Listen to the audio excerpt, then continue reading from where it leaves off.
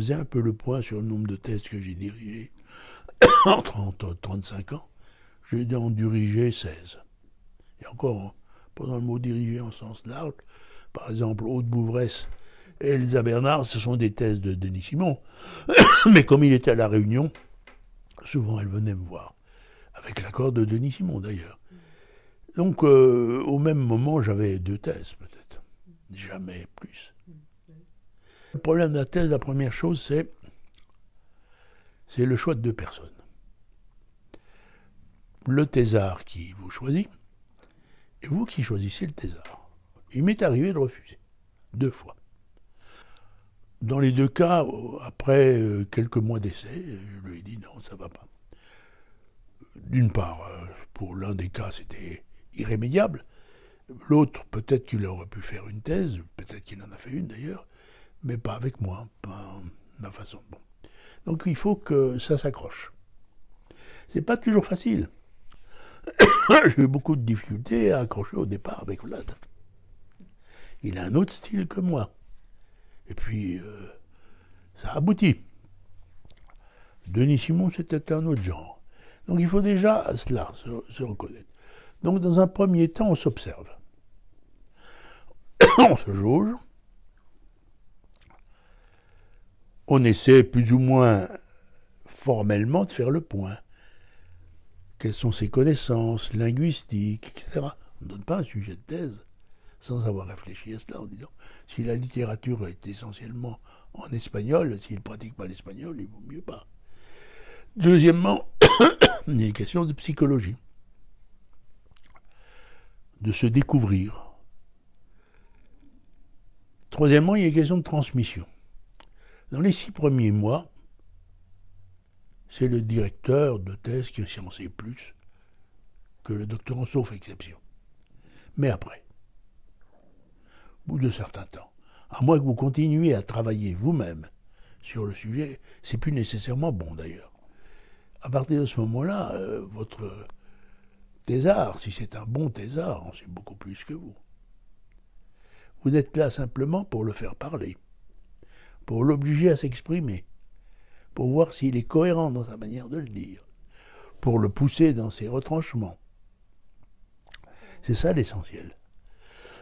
Donc, même dans le cours d'une séance de travail de 1h30, mettons, au bout de 6, 8 ou 10 mois, ça change. Au départ, c'est vous qui parlez, le directeur de thèse. Après, vous écoutez. Et de temps en temps, vous dites, mais là, vous êtes sûr? C'est un rapport assez délicat et un rapport qui évolue. Parce que cohabiter 4 ans,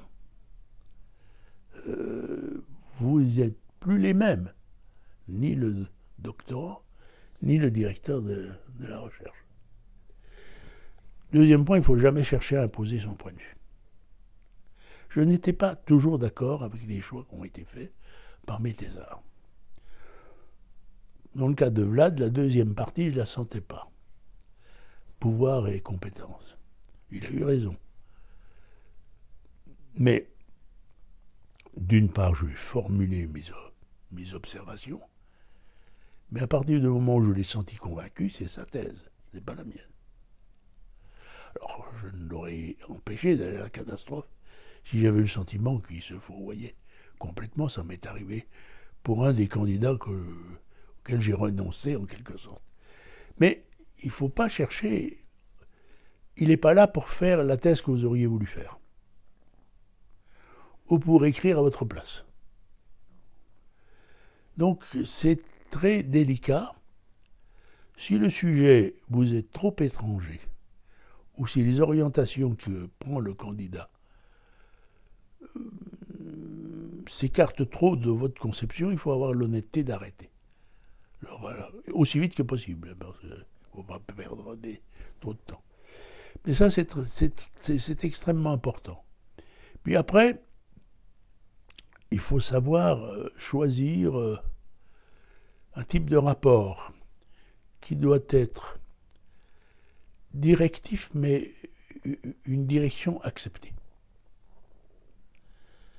Je dis directif en disant au bout d'un certain temps, après 18 mois, vous allez me remettre des choses écrites.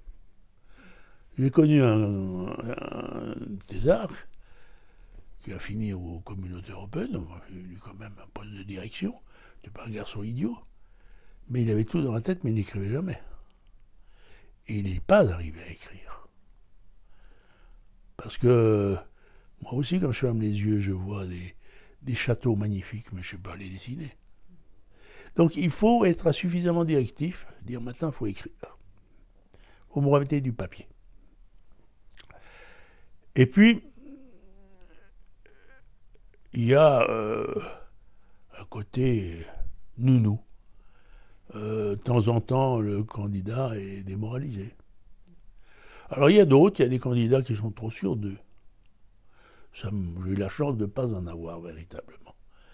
Mais des coups de blues, tout le monde en a. Alors il faut savoir, à ce moment-là, relâcher la pression. Par exemple, dire vous allez écrire un article. Ça vous prendra 6 semaines, mais vous aurez fait la preuve que vous pouvez, en 40 pages, écrire. Parce qu'en général, c'est la première chose en dehors d'un mémoire qui a été fait antérieurement. Et le problème, c'est de passer de la conception, la pensée, du verbe oral, j'allais dire. Donc il y a toute une psychologie qu'il faut savoir découvrir réciproquement entre le candidat et ça veut dire que le plus souvent, il en reste des relations qui continuent après.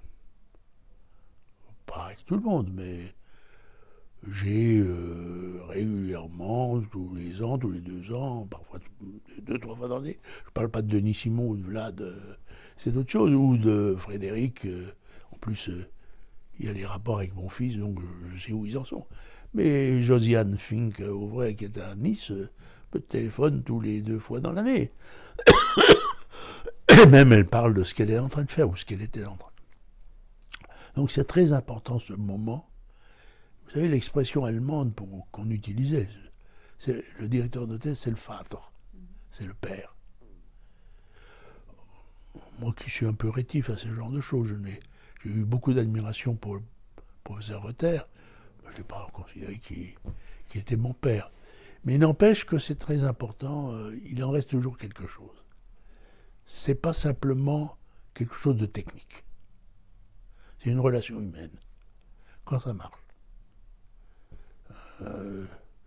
Alors il y a des moments où parfois il peut y avoir des accrochages. Puis il faut prendre du temps. Si je réfléchis aux dernières thèses que j'ai dirigées, Frédéric Béraud et Lianos,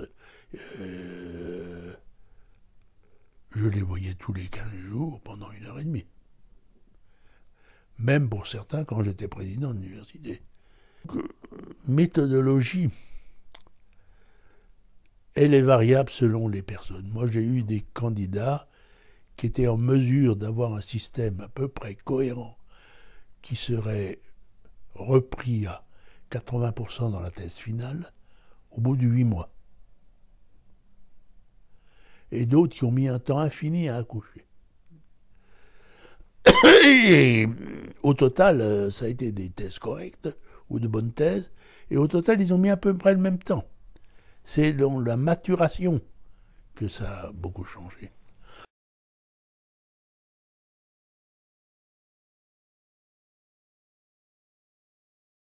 Mais je suis peut-être le premier qui ait fait une tentative relativement faiblement successful de direction collective des thèses.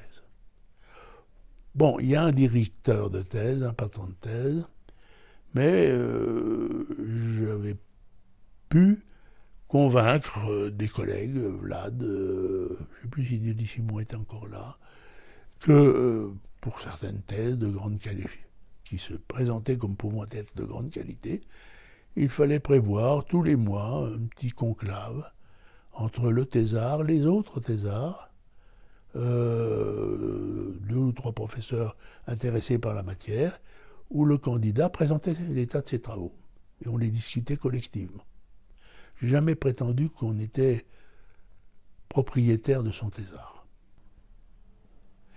Donc j'ai toujours pensé que, avec des thèses qui se doivent d'être ambitieuses, je n'aime pas le pluridisciplinaire, j'aime bien utiliser des termes de marche, comme les marches frontières, on est aux limites. Il faut qu'il y ait des contacts avec même des matières autres et des spécialistes autres que juristes et économistes notamment. On ne peut plus faire une thèse de droit de la concurrence, on ne peut plus faire une thèse sur l'union monétaire, etc. Or, c'est très difficile.